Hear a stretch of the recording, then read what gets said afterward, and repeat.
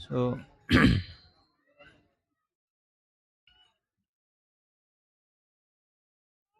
आप लोग ने दिल्ली के कांग्रीगेशन के, विशेष करके हमारे पुराने कांग्रीगेशन लीडर सहस्त्र नेत्र प्रभु, जिनका नेत्र हजारों है,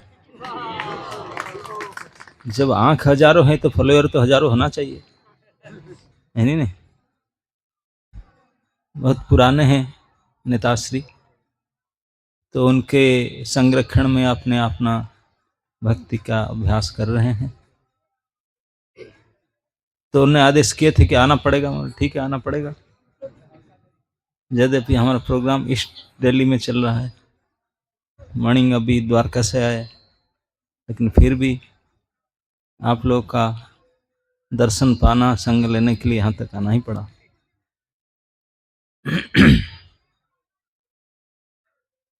तो उनके तरफ से ही आदेश था कि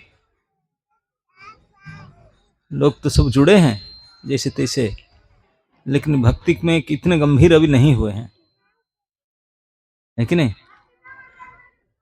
उनका आशा जितना है, जो उनका एक्सपेक्टेशन है, वो आशा करते हैं कि उनके कांग्रीगेशन आप लोग सब इतने अच्छे भक्त बनो ताकि वो उनको भी लगे कहीं ना कहीं हमारे देखो ग्रुप के भक्त इतने अच्छे हैं।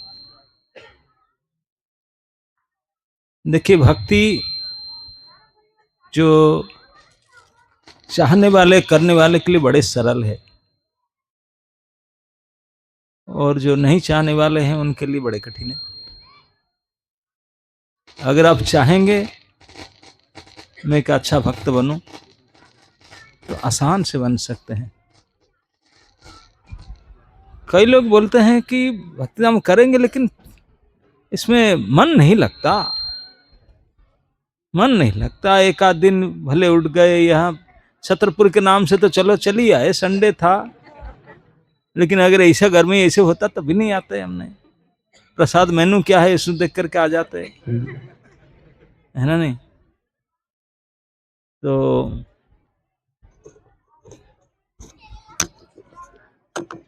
पकड़ के बोलना पड़ेगा, लग जाएगा उसको।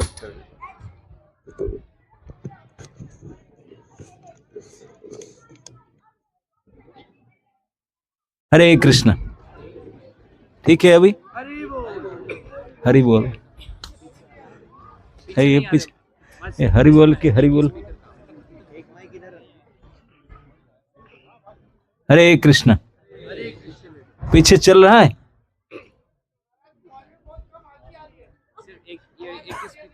एक ही स्पीकर है, बड़े बड़े स्पीकर है देखने के लिए।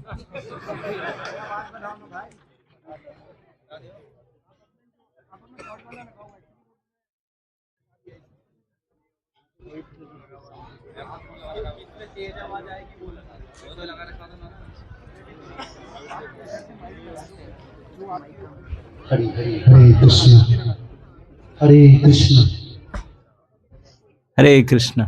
हाँ, ये तो ठीक।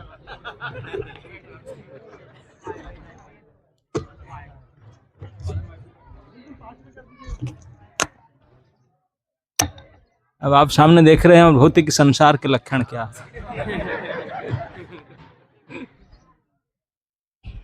आपका सामने ही चेंज करते जा रहे हैं, तभी मन नहीं भर रहा है किसका।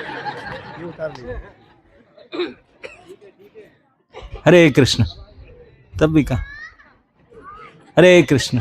नहीं नहीं अब क्या करें। हरे कृष्ण। चलेगा काम, इसमें चलाना ही पड़ेगा। और क्या करें, नो ऑप्शन। वो लिख रहा है ऑप्शन। एक घंटा का टाइम है, अदल बदल करते करते इसमें भी दिया है।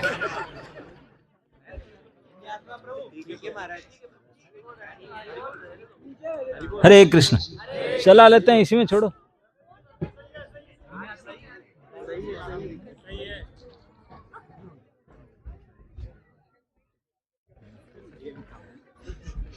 तो क्योंकि हम लोग सब हम लोग क्या, हम सभी संसार के कोई भी लोग हो, कुछ काम करने के लिए उत्साहित होंगे, मन में विचार करेंगे और करेंगे, इच्छा होकर उत्साहित होकर करेंगे।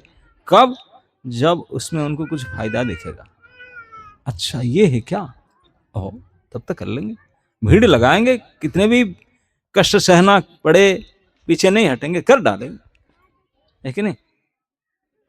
जब आधार कार्ड बनना अभी कितना कुछ साल पहले शुरू हुआ, 8-10 साल पहले कि और पहले नहीं, और बाद में तो कितने लोग भीड़ लग करके कहाँ कहाँ स्कूल कॉलेज में बना रहे थे सब। अगर कुछ ऐसे विशेष हो, कुछ सुविधा प्राप्त हो जाए तो 2-2 4-4 घंटा लाइन लगाकर खड़े रहेंगे, है कि नहीं? मैं अभी कहाँ बंगाल से आ रहा था, देखा कि इतनी लंबा भीड़ था, ना गवर्नमेंट ने कुछ फैसिलिटी दिए हैं, कुछ सुविधा दिया है, इस सुविधा को लेने के लिए लोग कितने हजारों संख्या में लाइन में खड़े। लेकिन आप लोग को पता नहीं ये भक्ति में क्या सुविधा है। अगर सचमुच का अनुभव हो जाए तो आप पागल हो जाए, उसे छोड़ नहीं सकते। अभी आधा जीवन तो हम सभी बिता चुके हैं संसार में, अभी तक सुख लगा आप लोग को? अभी भी आशा रख रहे हैं, नहीं अभी हो जाएगा, लगता है 2-1 साल और 4-5 साल में तो आशा है। ये आशा अभी नहीं, कितने जन्म से करते करते आए, नहीं हो रहा है। क्योंकि हम सभी सुखी होना चाहते हैं, सभी शांति प्राप्त करना चाहते हैं, सभी जी के रहना, कोई मरना नहीं चाहते। ये तभी हमारा ये जो इच्छा पूरी होगा, संभावना होगा, क्योंकि ये सब जी कर रहने का इच्छा हमेशा सत्ता बनाए रखना चाहते हैं। हमने चीज कुछ जानकार होना, हमें बहुत कुछ जानकार होना चाहिए, सब चीज हमको पता होना चाहिए, ये चित्त का ज्ञान के काम। और सुखी होना आनंद के अंश है, क्योंकि हम जिनके अंश है, हमारे अंशी हमारे प्रभु भगवान सच्चिदानंद है, सत्य में, चिद में वो आनंद में परिपूर्ण है। तो हम उनके छोटे से अणुमात्र अंश होने के नाते हमारे अंदर भी अणुमात्र के स्वभाव है। लेकिन हम फंसे इसी भौतिक संसार, यहाँ सब भूत पदार्थ है, जड़ पदार्थ है, और हम रहे चेतन, ये दुनिया है जड़। तो जड़ चेतन के साथ किसी मैचिंग यहाँ से मिल नहीं सकता। जब हम पूर्ण चेतन के साथ संपर्क रखेंगे, उनकी ओर चलेंगे, तब फिर वो काम बनेगा, तब काम बनेगा। और वो संभव है केवल भगवान की भक्ति से, क्योंकि भगवान ही पूर्ण चेतन है और हम आंशिक चेतन है, तो तभी संभव हो सकता है।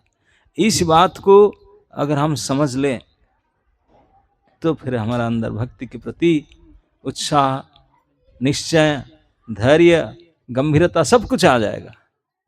लेकिन यही नहीं समझ में आता है। असत्य रे सत्य करी मानी, जो है ही नहीं उसी को सच मान करके कितने समय, कितने उपाय करके थक गए, नहीं हो रहा।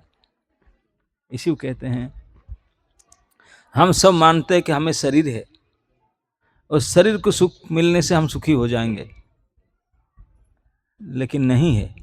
ये शरीर तो हमारा कवर है। जैसे कोई चीज दुकान से खरीदने जाते हैं ना, उसको एक कैरी बैग में कोई कवर में डाल कर देते हैं, बढ़िया सा चकाचक कवर दिया, वो अंदर माल दिया नहीं, कुछ और बालू भर दिया, तो पैक लेकर आते हैं खुशी होकर। जब निकालते हैं, अरे ये क्या है, अंदर तो माल है ही नहीं। तो इस प्रकार हम केवल कवर को देख करके खुशी होते हैं, अंदर क्या हमको पता ही नहीं। हम सभी पूरे संसार में, केवल भारतवर्ष नहीं, पूरे विश्व में सभी लोग अपना परिचय शरीर से देते हैं, कि नहीं? कोई एयरपोर्ट पर जाएंगे, घुसने के लिए पुलिस चेक कर गए तो आप दिखाएंगे आईडी कार्ड, आईडी कार्ड में देखेगा कि आपको फोटो देखेगा, आपको देखा हाँ ठीक है जाओ। तो कवर को देखता है, अंदर को तो फोटो खींच नहीं सकता। अभी तो कोई कैमरा बना नहीं जो हमारा कि आपका फोटो खींच ले, केवल बाहरी ढक्कन के फोटो खींचते। तो जब तक कि बाहरी जड़ पदार्थ को हम पहचानते हैं, तब दुखी रहेंगे। और चेतन के साथ संपर्क होना, चेतन को जानना करना तभी संभव होगा जब जो पूर्ण चेतन है श्री भगवान, उनके साथ संपर्क होगा। कैसे संपर्क होगा उनके साथ? तो श्री जमराज कहते हैं, जमराज धर्मराज है, वो कहते हैं एतावान एव लोकस्मिन् पुंस धर्म परस्मृतः, कि इस लोक में इतना ही सारे पुरुषों का धर्म है कि भगवान की भक्ति करना, और भक्ति की शुरुआत होता है तद नाम ग्रहणादि भी, उनके नाम ग्रहण से। तो हम लोग को अगर किसी पता नहीं किसी सौभाग्य के बल से, किसी जन्म के कोई व्रत तप जप के प्रभाव से इस जन्म में भारतवर्ष में फिर दिल्ली शहर में कि दिल्ली के आसपास में एनसीआर में कहीं रहने के लिए सुविधा मिला, जन्म ना हो रहने के लिए सुविधा मिला। भले आज अमोली लापरो अनाउंस कर रहे थे पूरे वर्ल्ड में नंबर 1, जितने सिटी है पूरे विश्व में सबसे टॉप नंबर में है पॉल्यूशन में दिल्ली, सारे सिटी पीछे पछाड़ दिया। दिल्ली के पॉल्यूशन विश्व में नंबर 1। हम इसमें रहकर के गर्वित होते, लेकिन फिर भी अब भगवान की विशेष कृपा से यहाँ रहने के लिए हमको सुयोग मिला। और ये दिल्ली आपको पता नहीं, ये हस्तिनापुर नगरी धर्म प्राण धर्मराज युधिष्ठिर जी के, उनके वंश के परंपरा का, भारत के सबसे श्रेष्ठ परिवार का ये राज्य था। एक समय बड़े समृद्धशाली था, और भारतवर्ष में जन्म ही पाना आधा भक्ति हो गया, 50%। आपको 51 से शुरू करना होगा, 51 से शुरू करना होगा। यह आचार्य लोग कहते हैं भारतवर्ष में जन्म प्राप्त करना 50% भक्त हो गए। आप शुरू करेंगे तो 51 से गिनती होगा, लेकिन भारत के बाहर जितने जन्म हुए वो 0 से 1 2 3 से जाएंगे। हमारा तो जन्म हुआ मात्र से इंडियन है, भारतीय है, मतलब 50% ऑलरेडी है बाई बर्थ। तो भगवान के साथ हमारा करीब है बहुत, क्योंकि जितने भी भगवान का अवतार अभी हुए हैं अनंत काल से, कोई विदेश में नहीं हुए, सब भारत में हुए, कभी नहीं हुए दूसरी जगह पर। तो इसलिए भगवान के साथ हमारा करीब संपर्क है, निकटता है। लेकिन निकटता होते हुए भी हमें दुखी नहीं। विदेश में जो जाकर भक्त बनते हैं हमसे कई गुना ज्यादा सीरियस हैं वो लोग, गंभीर है, हम ही नहीं हो पा रहे। क्यों? तो प्रभुपाद बताते थे, क्योंकि प्रभुपाद जी ने भी जो शुरू किए हरे कृष्ण आंदोलन, वो भी भारत में थे, पूरी एड़ी चोटी लगा करके परिश्रम किए थे, कुछ नहीं हुआ, बेकार। और वहां गए, अब 67 से 77 तक 10 साल के अंदर पूरी दुनिया को देखो क्या कर दिया। और यहाँ कितने साल लगा, नहीं हो रहा था। क्यों? क्योंकि भारतवर्ष तो भगवान के साथ निकटता है, लेकिन कैसे निकटता है वो बता रहे थे। जैसे 2 प्रकार, जैसे 2 हाथ है ना हमारा, एक होता है ऐसे और एक होता है ऐसे, ये भी निकटता है ना। तो हम भारत के निकटता ऐसे ही है, भगवान के मुंह इधर, हमारा मुंह इधर, लेकिन है निकटता है। और विदेश में दूरी है, लेकिन ऐसे आया समझ में अभी? हाँ, तो इसलिए आसान हुआ। दूसरे बोलते थे कि विदेशी लोग कोरा कागज है, कोरा कागज समझते ना, बिल्कुल प्लेन शीट, कुछ भी लिख दो क्लियर दिखाई पड़ेगा। हमारा ये अकबर भी नहीं है, और क्या क्या है, कई आधा सेंटीमीटर जागा नहीं, सब भरा हुआ है, कुछ ना कुछ लिखा हुआ है। तो इसमें लिखने से रीराइटिंग होगा, देखेगा थोड़ी पड़ेगा, क्लीन नहीं है। मैं तो कभी कभी कहता हूँ भारतवर्ष में कोई ऐसा नर नारी बच्चे बूढ़े नहीं है जो सर्वप्रथम डॉक्टर नहीं है। कैसे कोई डॉक्टरी पढ़े ना, पढ़ना क्या जरूरी, बिना पढ़े सब डॉक्टर है। किसी को जाकर आप बोल दो, परीक्षा करना, किसी को जाकर प्रभु जी माता जी किसे बोला मेरा थोड़ा ये प्रॉब्लम है, 2-4 दवाई तो बता दे, खरीद के लाकर दे देगा, बताएगा क्या, लाकर दे ही देगा है कि नहीं? सभी ऐसा है। किसी कोई धर्म के बारे में, भगवान के बारे में वो 5 और बता देंगे आपको। उनका मतलब पूरा Saturday Sunday Monday Tuesday Wednesday कोई व्रत कोई बाकी नहीं रखा। 7 बार है, नहीं तो और 10 बार और होता, और भी और कर लिए होते। कितने माता पिता देवी देवता सब। तो यही सब के कारण, क्योंकि प्रभुपाद जी कहते थे विदेश में एक बहुत बड़े म्यूजिशियन थे, वो म्यूजिक सिखा रहे थे, नाना प्रकार के बहुत बड़े विश्व प्रसिद्ध थे। तो उनका पास लोग म्यूजिक सीखने के लिए लाइन लगता था, बहुत कीमत भरना पड़ता था। तो किसी ने, कोई लंबा लाइन था उनके सामने, तो एक व्यक्ति आया, बोला मुझे सीखना है म्यूजिक। तो बोले कि आपको आता? नहीं नहीं, आपके पास आया हूँ सीखने के लिए, जानता नहीं इंस्ट्रूमेंट। लेकर आपसे सीखूंगा।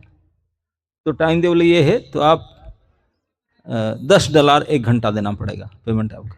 बोला ठीक है।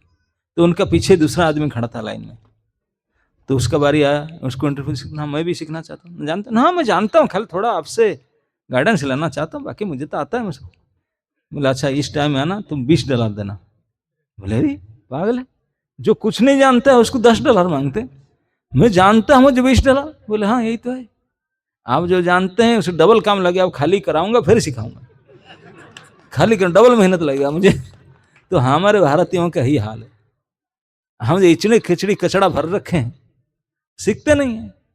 उनको जब तक क्लीन नहीं करेंगे तो भरेंगे क्या, सब कचड़ा भरा हुआ है। तो इसलिए अगर आप सचमुच भक्ति में आगे बढ़ना चाहते हैं, हम क्या कहें, भगवान श्री कृष्ण स्वयं भगवत गीता में अंतिम सबसे जो महत्वपूर्ण श्लोक में कहे, सबसे पहले सर्वान धर्मान परित्यज्य, सब धर्म को त्यागो, सबको छोड़ना पड़ेगा। अभी तक जितने धर्म फर्म जानते सब छोड़ो, सर्वधर्मान परित्यज्य, तब जा करके माम एकं शरणं व्रजा, केवल मेरा अकेला के शरण में आओ, तब मुख्य स्वामी मासु, तब डरो मत, आपका काम बन जाएगा। तो सबसे पहले भक्ति में गंभीर होने के लिए आपको छोड़ना पड़ेगा। क्या छोड़ें? जो अब तक का पकड़ रखे हैं, अभी तक जो जो पकड़ा हुआ है सब छोड़ो, फिर नया जिसको दिया जाएगा उसको पकड़ो। विदेशियों के तो कुछ पकड़ना है ही नहीं, सीधा क्लीन स्लीट है, जो दे देगा वही बैठ गया। और हमारा तो इतने भरा हुआ है, तो जब तक खाली नहीं करेंगे तो लगेगा नहीं। तो इसलिए हम लोग को पहले भक्ति अगर करना है, जो कुछ अभी तक कचड़े भर रखे हैं उसको खाली करना चाहिए। अगर उसी को लेकर करेंगे, गंभीर हो ही नहीं सकते, भक्ति में हो नहीं सकते। हमको अगर बोला जाएगा एक और कहीं से ना, ये इसे है, इसे 4 बात हम बताएंगे, नहीं। जो भी कुछ जानता है सीखता है, सारे क्लीन करो, सीधा वहीं से शुरू करो, तब फिर हम आगे बढ़ सकते हैं, नहीं तो बढ़ने नहीं देगा वो। तो इसलिए हम आप सभी जो कई सालों से इस संस्था के साथ जुड़ कर भक्ति का अभ्यास कर रहे हैं, हम सभी को यही अनुरोध करेंगे कि अगर आप चाहते हैं कि भक्ति में गंभीर हो और इसी जीवन में आपका जैसे आशा करते हैं इसे आपको फल प्राप्त हो, आप क्या आशा करते हैं मुझे पता नहीं है, लेकिन साधारणतः जो अच्छे भक्त होते हैं वो आशा करते हैं हम भगवत धाम चले जाएं, हमारा और क्या हो जाए और क्या हो जाए। कम लोग हैं जो बोलेंगे न धनंग न जनंग न सुंदरिंग कवितांग वा जगदीश कामये मम जन्मनि जन्मनीश्वरे, वो तो बोलेंगे नहीं, हम जन्म फन्म नहीं लेना चाहते, बहुत हो गया, अब हमको यही ले लो। सभी लोग तो यही चाहते ना, हाँ मोटा मोटी यही चाहते। लेकिन जो अति उच्च कोटि के भक्त होते हैं बोलते मैं क्यों जाऊं, मैं तो यहीं रहना चाहता हूं, जाकर यहाँ क्या करूं। आपको पता है एक बहुत बड़े संत हुए थे भारतवर्ष में, जिनका नाम था कबीर साहब। कबीर थे वो, एक वाणी में लिखते हैं कि राम बुलावा आया सुनकर दिया कबीरा रोए। भगवान राम ने उनको बुलाया, कबीर जी आओ हमारे पास साकेत धाम। उसको खबर को सुन करके कबीर जी रोने लगे। उनके साथ पूछे क्यों रो रहे हैं? ना भगवान राम ने बुलावा भेज दी, अब जाना पड़ेगा। ना अब रो क्यों रहे? ना रो इसलिए रो रहा हूं जो सुख सत्संगम में वैकुंठ में ना हो। भगवान के धाम में जा करके जो सत्संग है वो नहीं प्राप्त हो पाएगा जो यहाँ हो रहा है, तो इसलिए मैं रो रहा हूं। तो जो सुख यहाँ है वो भगवत धाम में भी पाना मुश्किल है जो भक्त के संग है, क्योंकि भगवान के कथा भगवान तो कहेंगे नहीं अपने से मुख से, भक्त ही कहते हैं। तो इसलिए भक्तों के संग प्राप्त होना भगवान के संग से ही ज्यादा महत्वपूर्ण है, ज्यादा कीमत है। ये बात सब नहीं जानते, मैं तो सही। तो इसलिए भक्तों की संगत में रहना, भगवान के गुणगान सुनना, भगवान के नाम कीर्तन आदि करना, प्रसाद पाना, नाचना गाना, ये जो आनंद है, ये आनंद भगवत धाम में भी मिलना नामुमकिन है। तो इसलिए जो ये बात को जानते हैं तो यही भक्त में साथ रहना चाहते हैं, भक्त संग। हमारे आचार्य लोग तो यहाँ तक प्रार्थना किए हैं, जन में नरोत्तम दास क्या कहे, तादेर चरण से भी भक्त सनिवास, जन्म है यही अभिलाष। हम लोग तो जन्म लेना नहीं चाहते, बोलते नहीं मैं जन्म जन्म में यही जन्म लेना चाहता हूँ, भक्तों के साथ रहना चाहता हूँ और भक्तों की सेवा करना चाहता हूँ। भक्ति विनोद ठाकुर हमारा आचार्य हुए हैं, वो तो कह गए कि शुद्ध भक्त चरण रेणु भजन अनुकूल। भजन के लिए अनुकूल है भक्तों के चरण रज। और सिद्धि, कई प्रकार के सिद्धि अब सुनते हैं समझते हैं, लेकिन भक्ति विनोद ठाकुर सप्तम गोस्वामी आचार्य वो कहे, भक्त सेवा परम सिद्धि प्रेम लतिकार मूल। प्रेम लता का जड़ है और साधारण सिद्धि नहीं, चरम परम सिद्धि है भक्तों की सेवा करना। ये साधारण बात नहीं। और हम बोलते भक्तों की सेवा करने से क्या होगा, हम भगवान की सेवा करना चाहते हैं, हम तो सीधा भगवान का बनना चाहते हैं।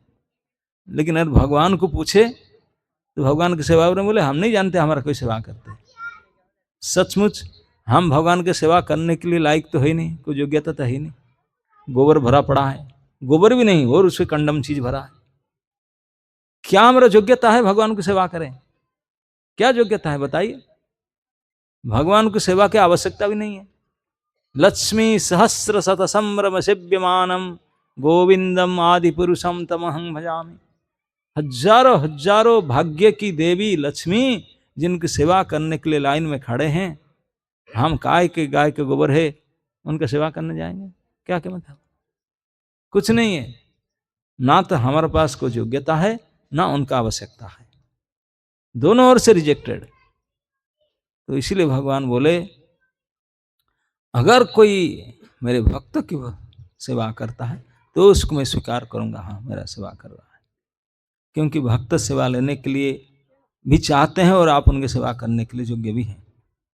तो इसलिए भक्तों की सेवा करना, आप जानते हैं भक्त क्या चाहते हैं, आप कर भी सकते हैं थोड़ा बहुत, तो वही नहीं करना चाहते हैं और सीधा हम भगवान की सेवा करना चाहते हैं। ना भगवान को जानते हैं ना भगवान को सेवा करना आता है, तो क्या करेंगे? तो इसलिए अगर इस रहस्य को कोई जानते हैं, इस रहस्य को समझ जाते हैं, तो फिर वो कुछ और आशा ना करके भक्त के संग के लिए आशा करेंगे, भक्त सेवा के लिए आशा प्रयास करेंगे। तो भक्ति का अर्थ ही है सेवा। भक्ति सेवा को ही कहा जाता है। और सेवा भगवान की सेवा तो करने की नहीं, भगवान बोलते हैं कि मेरा सेवा होता है मेरे भक्तों की सेवा करने से। तो भक्तों की सेवा, आप भक्तों की गोष्ठी में रहते हैं, भक्तों की सेवा का अनेक सुयोग प्राप्त होता है, अनेक अवसर प्राप्त होता है। तो उसको अब करना नहीं चाहते हैं, बोलते हैं कि मुझे डायरेक्ट अल्टर में आरती करने के लिए मिल जाए, सीधा वो करने के लिए मिल जाए। अरे इसे नहीं होता। अगर उनको प्रसन्न करना चाहते हो तो सचमुच भक्तों को प्रसन्न करो। ये शास्त्र में अनेक जगह पर बताया गया। कोई भगवान के लिए, जैसे अधिकांश जगह में जो देखेंगे पुजारी लोग भगवान की सीधा आरती करते हैं, श्रृंगार करते हैं, उनके सेवा करते हैं, और कोई दूसरा गुस्सा करता है, इधर खड़ा, हटो यहाँ से, हटो यहाँ से। वो केवल श्री विग्रह में, श्री मूर्ति में भगवान को देखते हैं और दूसरे प्राणी में भगवान को नहीं दिखते। तो उनको शास्त्र में कहा गया वो ऐसे आहुति देते हैं, हवन करते हैं, जिससे राख में घी डालना। राख में घी डालने से क्या फायदा है? तो ऐसे है, केवल श्री विग्रह में, प्रतिमूर्ति में भगवान को देखना और दूसरे प्राणियों में ना देखना। नहीं, भगवान सर्वत्र है, प्राणी मात्र में है, प्रत्येक मनुष्य में, मनुष्य नहीं सब, सभी सब में, कण कण में विराजमान है। तो प्रत्येक को सम्मान करना, उनको कदर करना, जो भी अवसर मिले दूसरे की सेवा करना, इसी में भगवान प्रसन्न होते हैं। जो मांग पश्यति सर्वत्र सर्वं च मयि पश्यति, भगवद गीता में कहते हैं, जो मुझे सब जगह में देखता है और मुझ में सब कुछ देखता है, मैं उनका हूं, वो मेरा है। तो हम तो केवल ठाकुर जी के विग्रह में ठाकुर, वो एक ही किसी में नहीं देखते, हट यहाँ से, गालियां देते। बोले ऐसे नहीं होता, ऐसे नहीं होता। सभी में भगवान है। जो भगवान अल्टर में बैठे हैं मंदिर में, वही भगवान प्रत्येक के अंदर है, लेकिन होने पर भी उनका व्यवहार अलग अलग होगा। भगवद गीता में भगवान कहते हैं, सुनी चैव स्वपाके च पंडितः समदर्शिनः विद्या विनय संपन्न ब्राह्मणे गविहस्तिनि। जो विद्या और विनय में संपन्न जो व्यक्ति हैं, वो ब्राह्मण में, गाय में, हाथी में, सुनी मतलब कुत्ते में, स्वपाच जो चंडाल में समान दृष्टि है।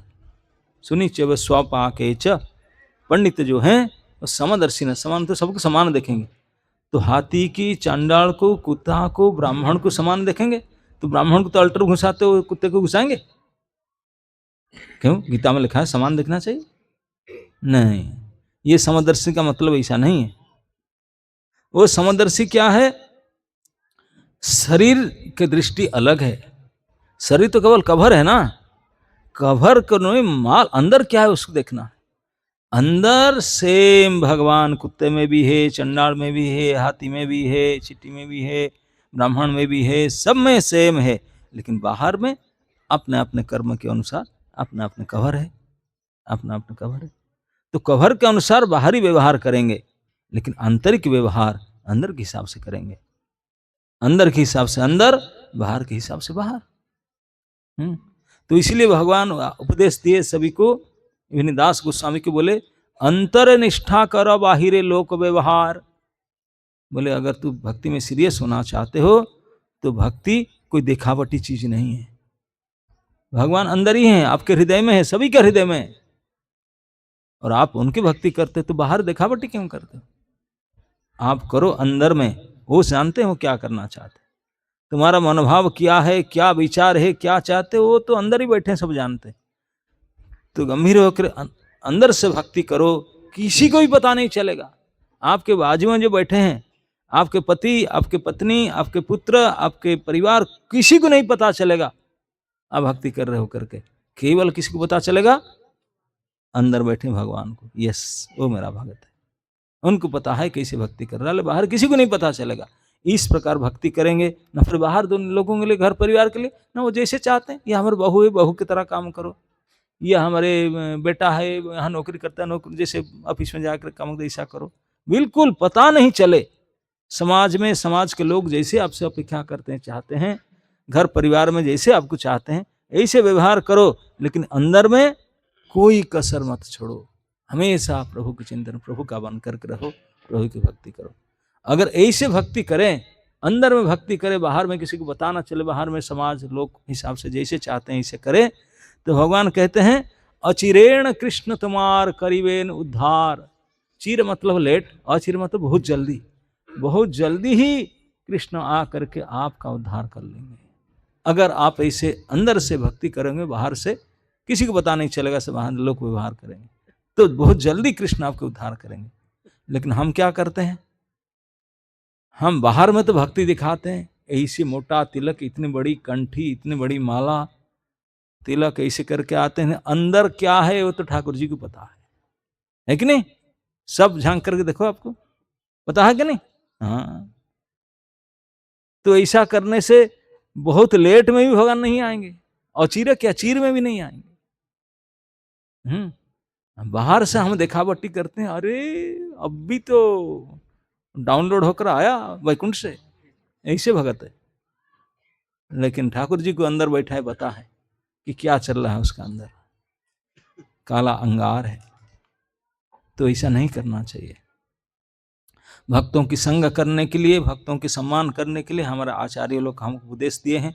उपदेशामृत में श्री भक्ति रसाचार्य उन्होंने उपदेश देते हैं कि जिनका मुख से एक बार भी कृष्ण नाम उच्चारण हो जाता है, वो मन शांत, मन में कम से आदर दो, अच्छा कृष्ण का नाम ले रहा है, बड़े अच्छा है, उनको आदर दो। लेकिन आदर जा करके उनके घुटन टेक करके प्रणाम मत करो, मन से आदर दो, मन शांद्रियत, मन में उनको आदर दो। और जो उसके एक बार नहीं बार बार नाम लेता रहता है, किसी समय आने पर इधर जाता है, नाम कीर्तन करता है, सुबह करता है, दोपहर को नाम लेता है, तो उसको केवल मन से नहीं, उनसे कौन से वाणी से बोलो, प्रभु जी अच्छे हैं आप, उनको थोड़ा और अधिक सम्मान। और जो केवल इधर उधर नाम नहीं करता, वो तो एक नियम से दीक्षा भी ले लिया उन्होंने, इनिशिएशन ले लिया, अच्छा, तो उनको केवल मन से नहीं, वाणी से नहीं, हाथ उठाकर प्रभु जी, हाथ जोड़ करके ऐसा करो, एक स्टेप फर्दर। और जो दीक्षा लेकर के घर में नहीं रहता, मंदिर में जा करके कुछ सेवा करता है, मंदिर में भी कुछ सेवा में भाग लेता, कुछ करता है, तो उसको तो पंचांग करो। केवल मन नहीं, वाणी नहीं, तन मन धन लगा करके करो। लेकिन से आचार्य पाद कहते हैं, सम्मान तो उनको सब करेंगे इस प्रकार, लेकिन संग किसका लेंगे? बोलते संग तो इन्हीं का नहीं है, संग तो केवल इन्हीं भक्तों का लो जिनका हृदय में किसी व्यक्ति के प्रति बुराई की भावना नहीं है। निंदादि शून्य हृदयम इप्सित संग लब्ध्वा, जिनके हृदय में निंदा करने का भावना ही नहीं, चिंतन ही नहीं, हमेशा सबके प्रति सम्मान भाव है, किसी को बुरा नहीं सोचते हैं कि करते हैं, तो उन्हीं की संगत लेना चाहिए, भले वो कैसे हो। तो यहाँ भगवान और आचार्य लोग ये बात कहते हैं कि हमारे संग लाने के लिए, सेवा करने के लिए कोई है जिनका हृदय में किसी के प्रति निंदा भाव ना हो, बुरा भाव ना हो। तो ये तो आप समझ देख लीजिए किसका अंदर है या नहीं। दो चार बोली सुना दे, पास में बैठते ही सुना देते हैं, ये तुरंत बोलते हैं, हम उन्हीं के संग करना चाहते हैं। हाँ बताओ क्या हुआ, फिर क्या हुआ, हाँ नंबर दीजिए अभी मुझे बताओ, और थोड़ा बताओ। तो कैसे हम भक्ति में बढ़ेंगे आगे? भक्ति में आगे बढ़ने के लिए भगवान नहीं बताते हैं, संगत उनका करो जिनका हृदय में, मन में, विचार में किसी के प्रति हीन भावना, निंदा भावना, दोष दृष्टि है ही नहीं। सबके अंदर अच्छा गुण देखते हैं। स्वयं इसको अभ्यास करो और जो करते हैं उनके संग करो। अगर इस प्रकार करोगे तो आपको किसी को पूछने का जरूरत नहीं पड़ेगा कि मैं इतना साल से कर रही हूं, मेरे कुछ हो रहा है कि नहीं, भक्ति आगे जा रहा हूं ना, पीछे जा रहा हूं ना, वहीं से पूछना नहीं पड़ेगा, स्वयं को पता चल जाएगा। जैसे अभी आप डेली तो 2 बार भोजन करते ही होंगे, 2 से ज्यादा ही करते होंगे, अभी थोड़ी देर के बाद यहाँ भी होगा प्रसाद व्यवस्था तो करते होंगे, यही से मैन है। और क्या इधर आने का मतलब क्या है, खाएंगे, अब बाकी तो होगा देखा जाएगा, लेकिन ये मिस नहीं होना चाहिए। तो जब बैठ कर खाते हैं, किसी ने अभी तक, अब किसने 30 साल से, 25 साल से, 50 साल से खा रहे हैं डेली, किसी ने भी खाते समय किसी को पूछा, भाई साहब, माता जी, मेरा पेट भरा क्या ना, वो खाऊं? किसी को पूछा? अभी तक कोई किसी को पूछा? नहीं, बस हो गया, और एक ले लीजिए ना, रसगुल्ला और नहीं, हो गया, और नहीं, उल्टी हो जाए, और नहीं, रख लेंगे बाद में, है कि नहीं? अपने आप को जैसे पता चल जाता है, ठीक इसी प्रकार अपने आप को ही पता चल जाएगा अगर हम सही करेंगे। और नहीं करते हैं तो पूछते हैं उसको क्या हो रहा है पता नहीं, अरे तो कुछ खा तो नहीं रहा है तो इसलिए पूछ रहा है, खा करके देखो।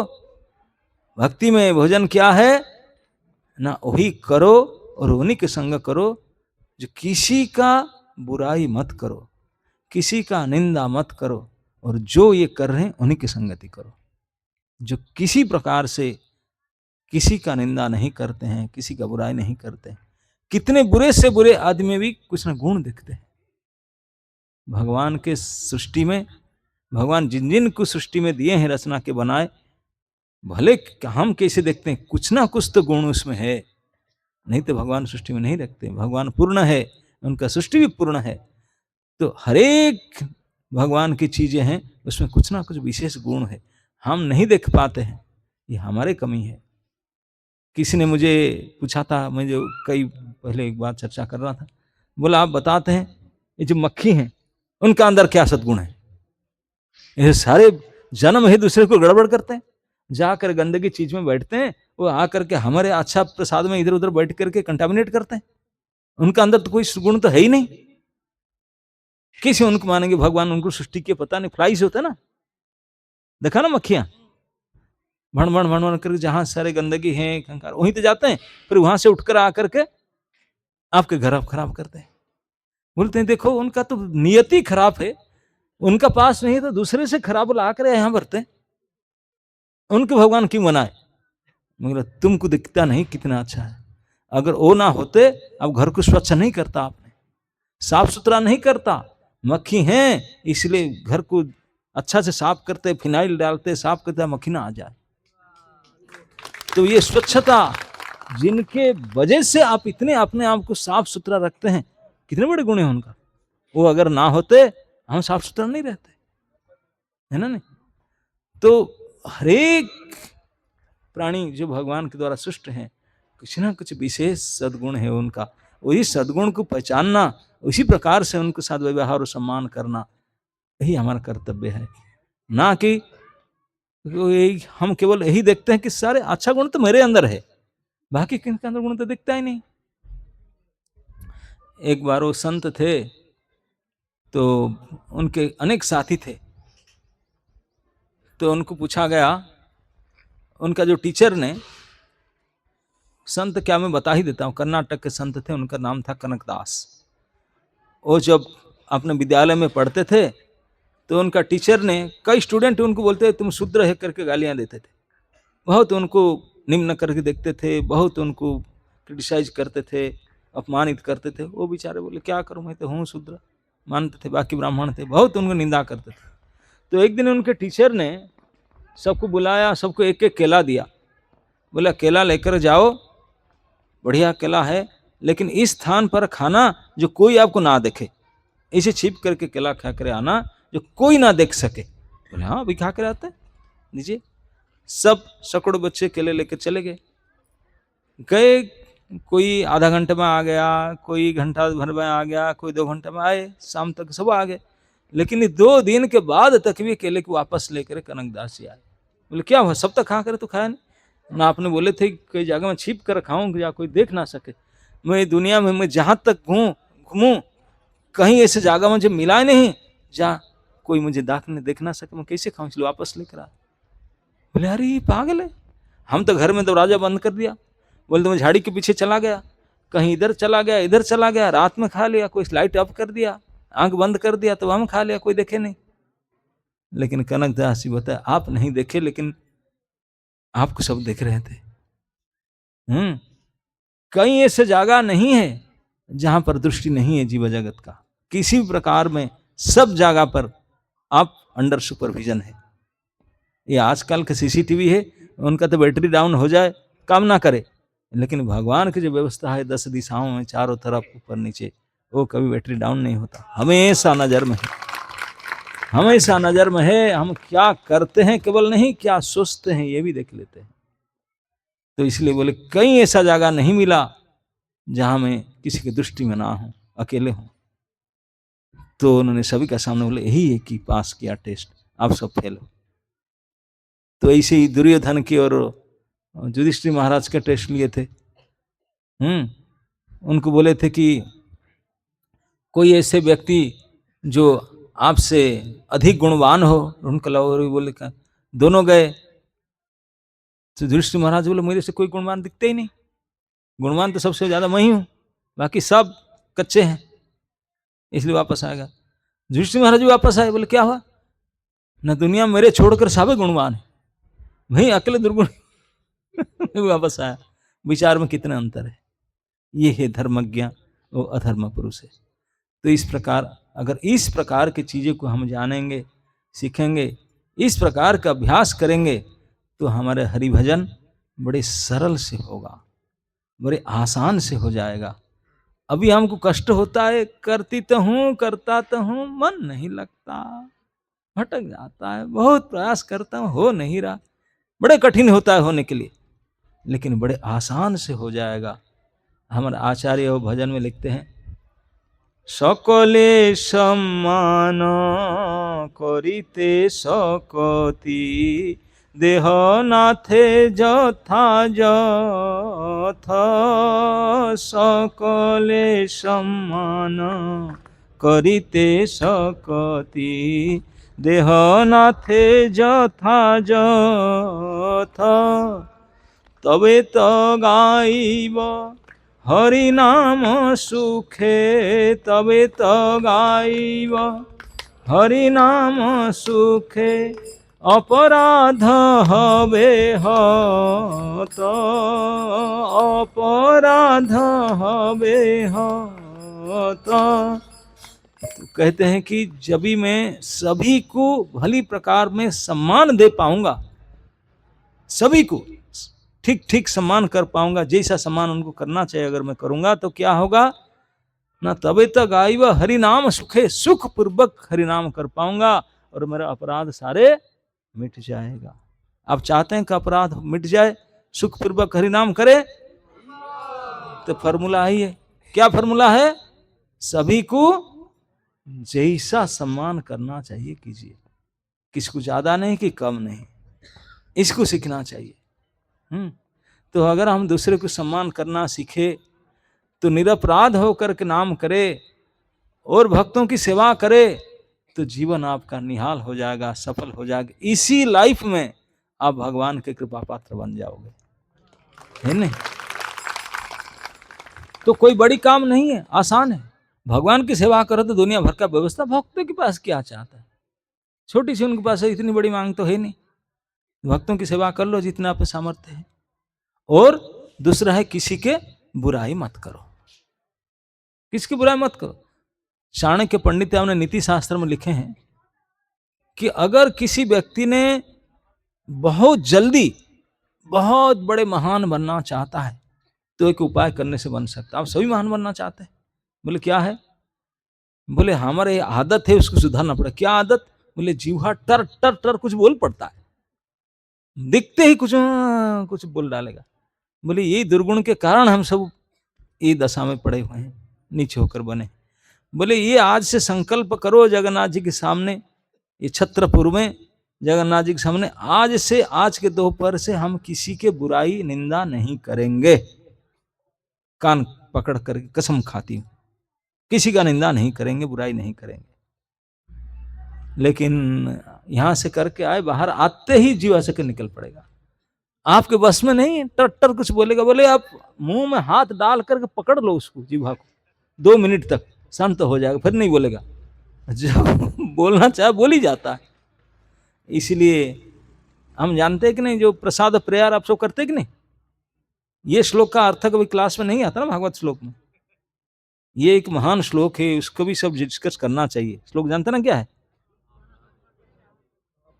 महाप्रसादे गोविंदे नाम ब्रह्मणि वैष्णवे, स्वल्प पुण्यवतम राजन विश्वास नैव जायते।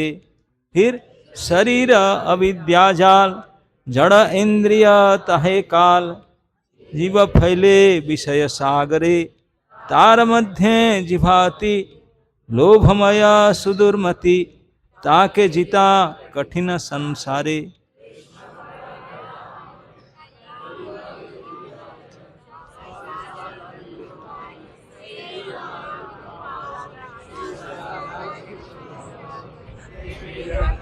हाँ, ये तो कोई भूलेंगे नहीं।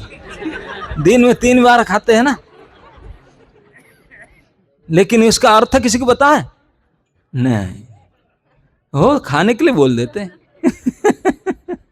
इतना रट्टा मारे हैं कि खा ले, इस ये पता नहीं। ये महाभारत में विष्णु पर्व की बात है, वो समझाते हैं। हे राजन, युधिष्ठिर महाराज धर्मराज को कहते हैं कि महाप्रसाद गोविंदे नाम ब्रह्म, जो हरि नाम करते हैं उसको बोलते हैं नाम ब्रह्मणि, ये ब्रह्म का नाम है। सुनिए अर्थ समझिए, महाप्रसाद में, गोविंद में, श्री नाम, नाम ब्रह्म में और वैष्णव में विश्वास इनका नहीं होता जिनका पुण्य बहुत कम है। स्वल्प पुण्य बताम राजा विश्वासम नहीं राजा, जिनका पुण्य नील है ही नहीं, पुण्य केवल पाप भरा, वो कभी विश्वास नहीं करेंगे। किस चीज में विश्वास नहीं करेंगे? भगवान के प्रसाद, महाप्रसाद में विश्वास नहीं करेंगे, गोविंद में विश्वास नहीं करेंगे, भगवान नाम में विश्वास नहीं करेंगे, और वैष्णव में विश्वास नहीं करेंगे। बोले अरे ये सोचा, विश्वास नहीं करते समझ लो उनका पाप भंडार भरा हुआ है, पुण्य है ही नहीं। स्वल्प पुण्य बताम राजा विश्वास नहीं बजायत, जिनका पुण्य नहीं है विश्वास नहीं करेंगे इस बात को। फिर क्या कहते हैं कि शरीर अविद्या जाल, ढंग से समझिए। जाल जानते हैं क्या होता है? जाल देखें आप लोग? तो कहां देखे जाल? मकड़ी का जाल देखे। मकड़ी का जाल तो आपको फंसे ही नहीं। जाल इसको कहते हैं जो धागा का ओत प्रेत से बना हुआ है, और इसमें ऐसे गांठ, सहस्र सहस्र गांठ है। जाल मीन्स गांठ, हजारों हजार गांठ से धागा में गांठ लगा होता, और ऐसे गांठ लगा हुआ जो अंदर गया बाहर नहीं आ सकता, फंस जाएगा उसमें, है ना? नहीं, यही तो जाल कहते हैं। नेट में फंस जाते हैं, नेट बिछाता है, नेट ऐसे बिछा, नेट मतलब जाल बिछाता है, तो कोई आया किसी लोग से फंसा, वहीं से जंग फंस जाए। तो फंसाने वाला जो धागा को ऐसे ऐसे गांठ करते हैं उसको बोलते हैं जाल। तो शरीर जो है कैसा जाल है? अविद्या के जाल है, विद्या है नहीं उसमें।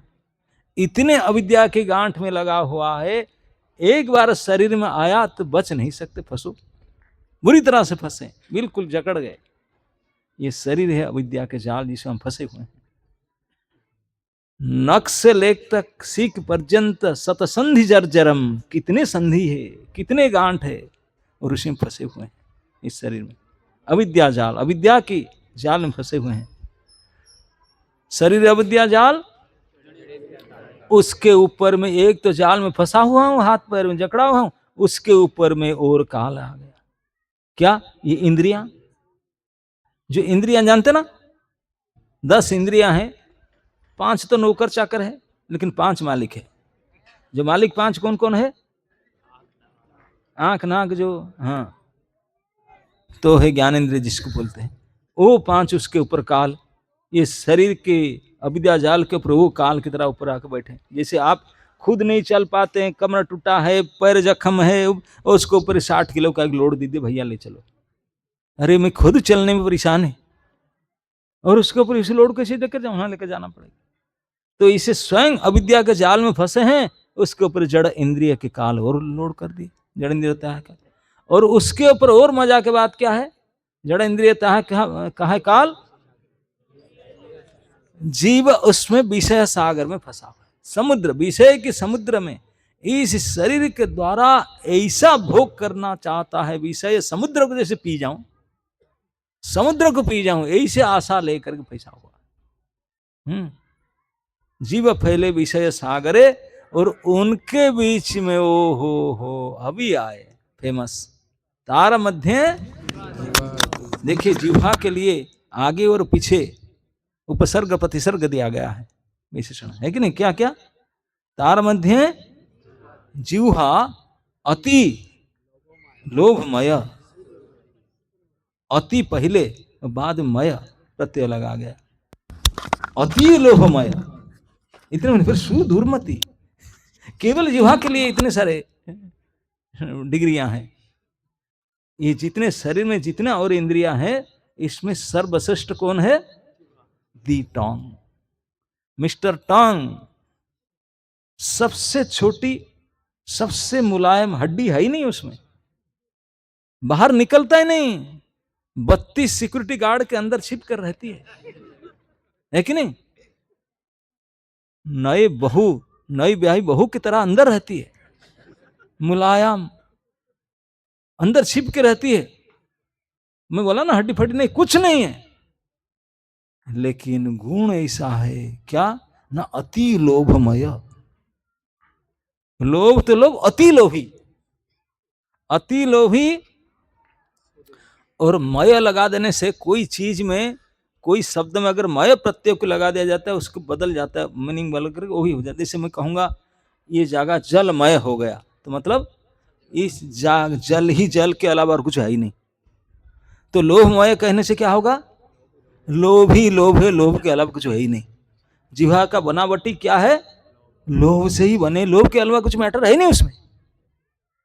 खाली सादा लोभ नहीं, अति लोभ है, अति लोभ से भरा हुआ बना हुआ है जीव, अति लोभमय। और उसके ऊपर दूसरा डिग्री क्या है? दुर्मति नहीं, दुर्मति मतलब बुद्धि, दुर्मति मतलब खराब, और सुदुर्मति अच्छे तरह कंडम बुद्धि वाले। ये जिह्वा के विशेष डिग्रियां हैं, ये हमारे पास हैं, बचा के रखें। जिह्वा अति लोभमय सुदुर्मति। वो कहते हैं ताके जीता तो संसार में कठिन है। बाकी किसी को जीत जाओ भैया, वो जो अंदर बैठी है बहुरानी, उसको जीतना तो संसार में कठिन है, कोई नहीं जीत पाए। उसी के चक्कर में क्या क्या होगा। बोले केवल खाने के रस में डबल एक्शन रखती हो? हाँ, डुअल फंक्शन उसका, क्योंकि बोलती भी और खाती भी। रसनेन्द्रिय और वागेंद्रिय, बोलती भी है और खाती भी है, दोनों स्पेशल एक्शन उनका है, और सबसे ऊपर बैठी है।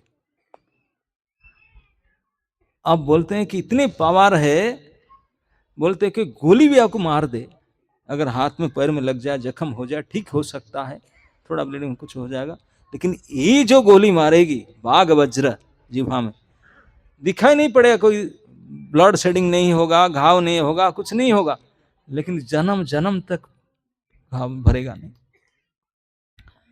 एक ऐसे बोल देती है, ऐसा बोल दिए, गया संबंध खत्म, संबंध खत्म एक बोली से, है कि नहीं?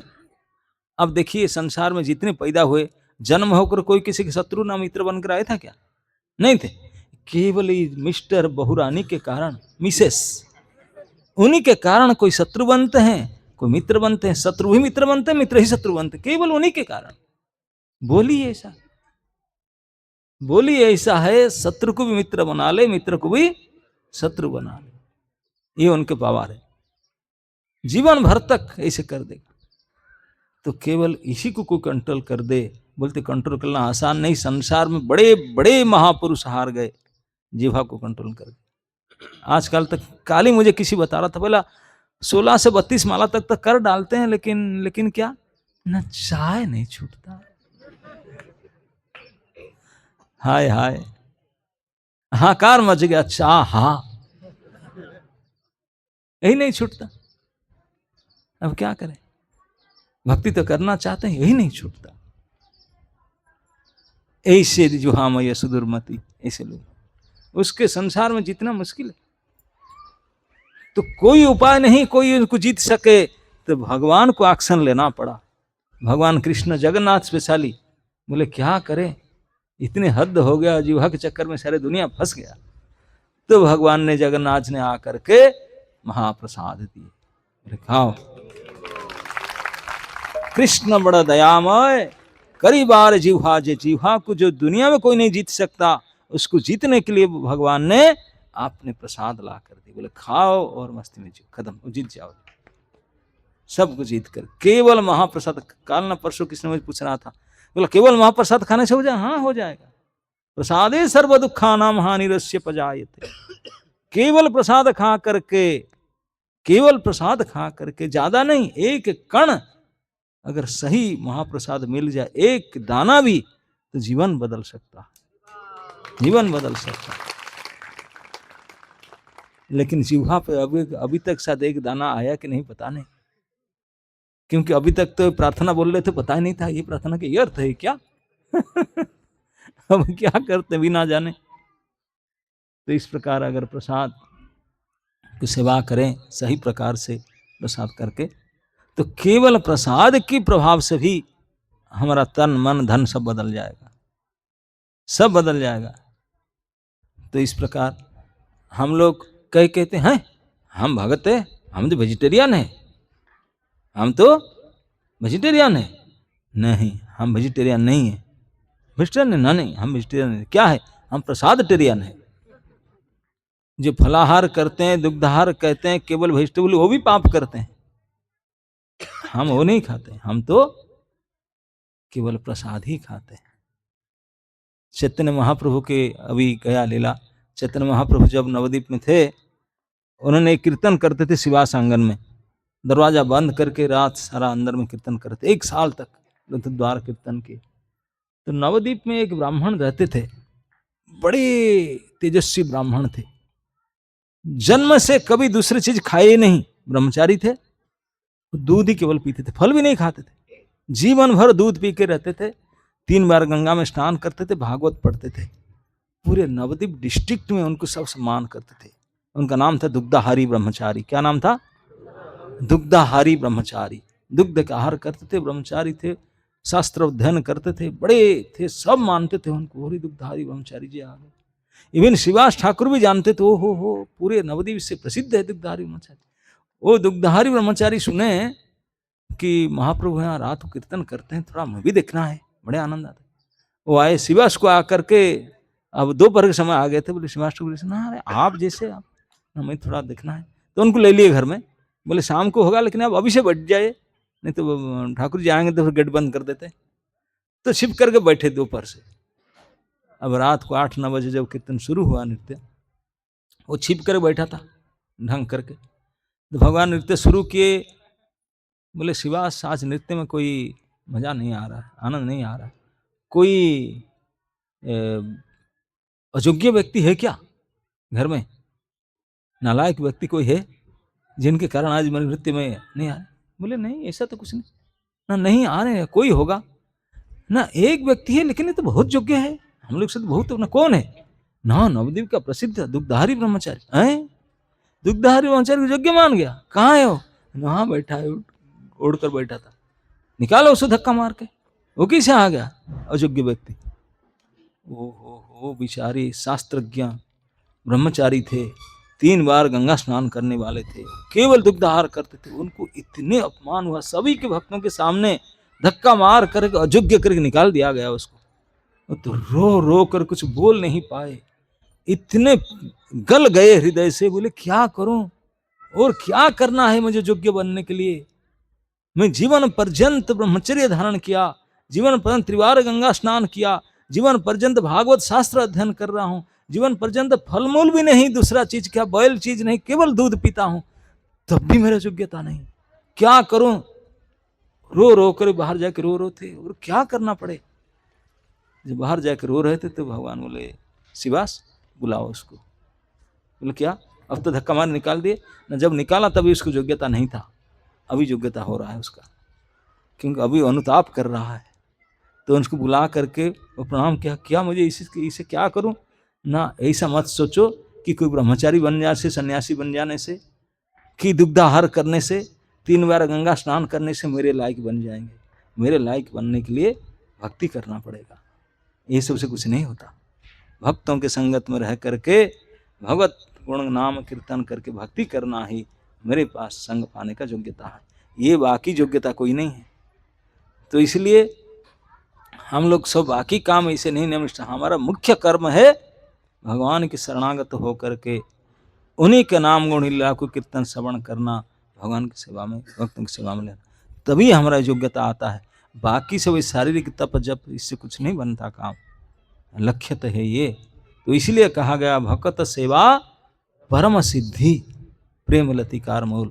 अगर हम किसी प्रकार से भक्तों की सेवा करते हैं तो इसी में भगवान प्रसन्न होते हैं, वही हमारे जीवन की सफलता प्राप्त होता है। ओके, अब 2 बजने वाला है, आप लोग को भी महाप्रसाद गोविंद तैयार हो गया होगा। अब अच्छा से याद करके खाना, जगन्नाथ जी के प्रसाद में इंद्रिय को जीत जाना, जिह्वांद्रिय। किसका कोई प्रश्न है? 2-5 मिनट, नहीं तो पूरा हो जाएगा।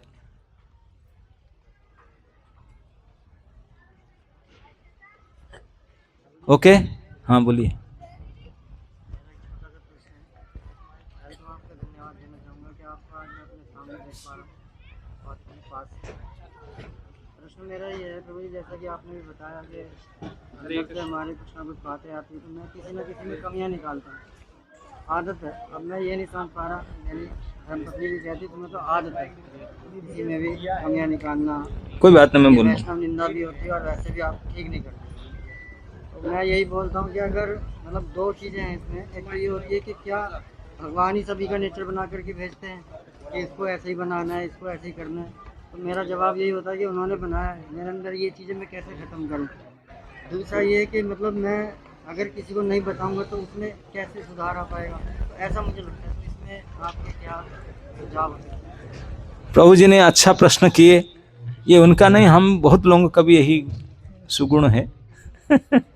पूछते हैं कि मेरे अंदर एक स्वभाव आ गया, आदत ही बन गया क्या, ना दूसरे की कमियां देखना और 2-4 बता देना उसके लिए, 2-4 लोगों को 2-4 बात और मिलाकर बता देना। बोलते हैं उनके धर्म पत्नी उनको बहुत टोकती है, बोलते हैं कि निंदा कर रहे हैं, अवगुण करते हैं, अच्छा नहीं है, लेकिन मेरे से रुकता नहीं, आदत ही बन चुका है। तो क्या करूं इससे बचने के लिए? ये आप लोग में से किसी का है ना, केवल उनका है? हाँ। चिंता मत करो, इतने सारे साथी हैं हमके। अकेले थोड़ी ना है अब। पूरे कांग्रेगेशन आपके साथ है। हाँ देखिए, मैं एक छोटा सा टिप्स बताता हूँ, प्रयास कीजिए। प्रतिदिन सुबह जब नहा धो लेते हैं, चैंटिंग हो जाता है कि चैंटिंग से पहले एक कॉपी और पेन ले करके जिन जिन को आप कमी देखते हैं, 3-4 व्यक्तियों के नाम लेकर के उनका 3 से 5 कोई गुण ढूंढो, वो लिखो उस कॉपी में, इनका नाम लिखो, उनका ये एक अच्छा गुण है, ये अच्छा गुण है, अच्छा। लेकिन आपको दिखेगा नहीं अच्छा गुण, किससे हेल्प लीजिए, पता करिए क्या उनका गुण है, बताओ, रिसर्च करके प्रयास कीजिए, 1 महीना तक कीजिए तो छूट जाएगा आदत। क्योंकि कभी हम अभी गुण देखने के लिए किए ही नहीं काम, केवल दोष देखने के लिए काम करते आए हैं। थोड़ा रिवर्स काम करो तो सुधर जाएगा। ओके,